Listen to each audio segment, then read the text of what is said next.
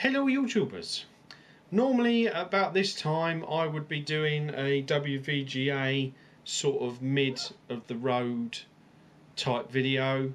I am using the Panasonic, it's in 720p 30 frames per second.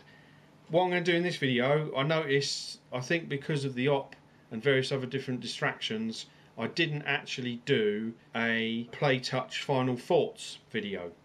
So what I've decided to do is do that.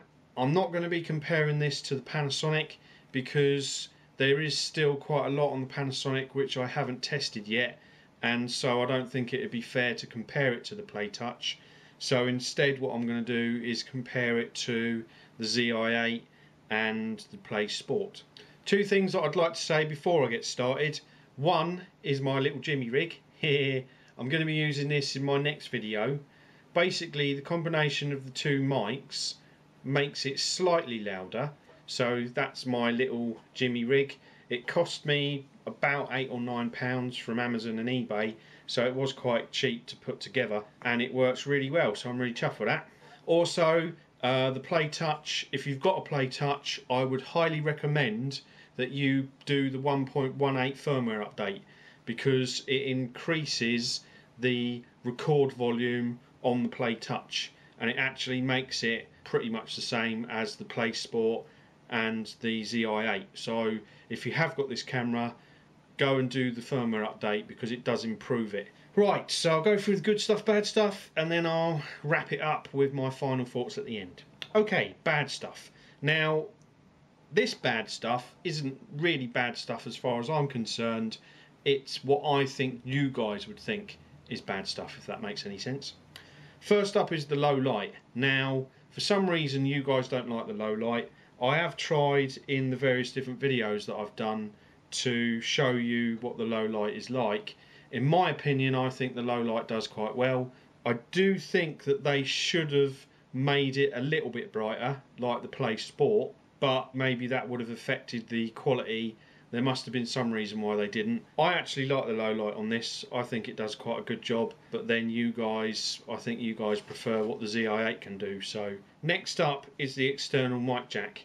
Now on the ZI-8 you stick it in, you do your recording and you can take it out and it reverts back to the onboard mic. This doesn't do that, and for some reason that's a problem for you guys. As far as I'm concerned, I put the mic in, and if I want to change over the mic then I can, and it still records with a different mic in it. But for some reason you guys like the feature where it goes back to the internal mic. It's not a biggie for me, but I can see that you guys don't really like that. And lastly is the background noise. I did a comparison between this and the ZI-8, also between the other cameras that I've got. Out of the 4 cameras that I've got and the footage that I've got from the ZI-8 and this, you could actually notice a sort of background ticking noise. The Sony Bloggy also had a ticking noise, but I think that was as the autofocus was changing. But there was a sort of low ticking noise on the Playtouch. Now I was worried that the firmware update would increase that, but it doesn't seem to have done that. It is, I would say it's a little bit quieter than the ZI-8, but if you sort of whack the volume right up you can hear it, but if you put it on normal volume you can't. Whether you can fix it through firmware, I don't know. Whether it is commonplace on all of the Playtouches, I don't know either. I have talked to Martin about it and I'm waiting for him to get back to me about it, so we'll have to wait and see how that goes. As far as I'm concerned, it doesn't bother me because the minute you stick an external mic in, it goes away, so you know you can fix it basically. So that's the bad stuff. Now for the good stuff. Okay, you've got your glare shield, you've got your colour effects, you've got your online editing, onboard editing rather.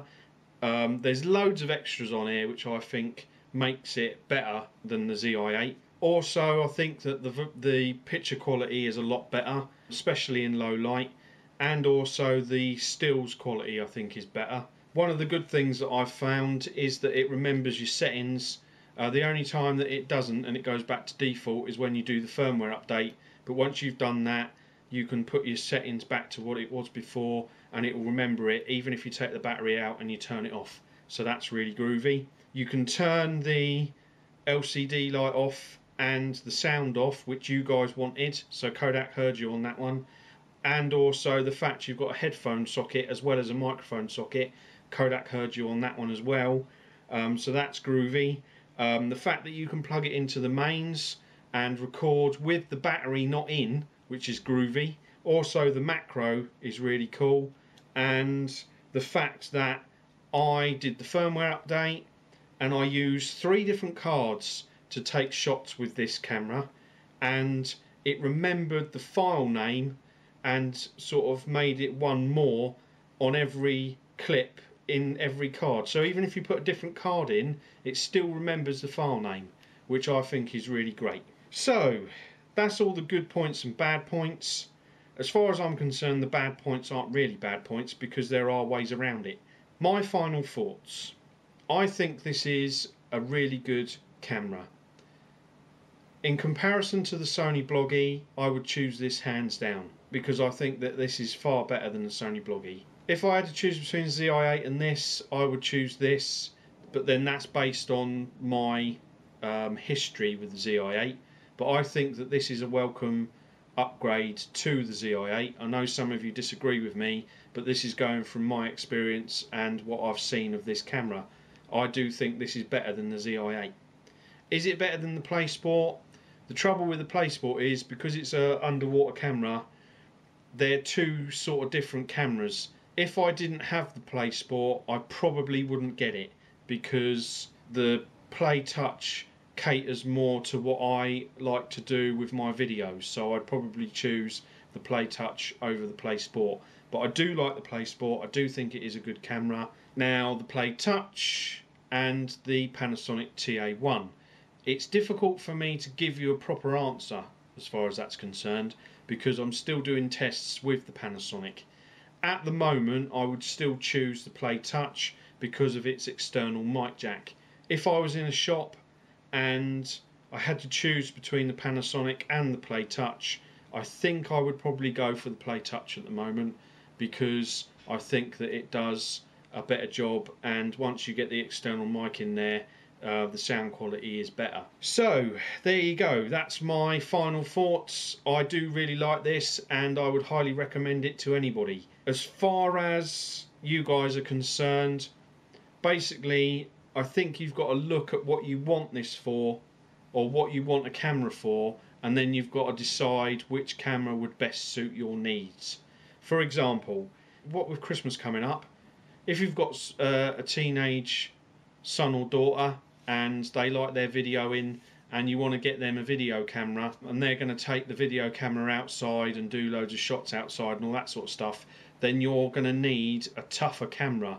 So getting something like the Playtouch just wouldn't be a good idea.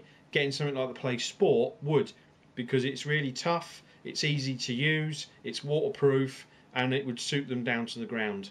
If you're somebody who is going to be doing a lot of interviews, a lot of close-ups, and a lot of sort of YouTube vlogging type videos, then the Playtouch would be more up your street because of its external mic and its macro and the various other different things that it can do. I would say that my favourite one is the Playtouch. Is it the best on the market at the moment? Well, it's difficult for me to say that, because all of the cameras have different sort of things that they can do. So the only thing I can really say is that the Playtouch is my favourite, closely followed by the Panasonic. So there you go, that's my video. I hope it's helped. Please ask me if you have any sort of questions about these cameras. I shall try and answer them as best I can. And you know, if you're interested in getting a camera, then please ask away and I will try and steer you in the right direction. So there you go, that's my video. Hope you've enjoyed it, and I shall do some more later on. Okay then, bye bye.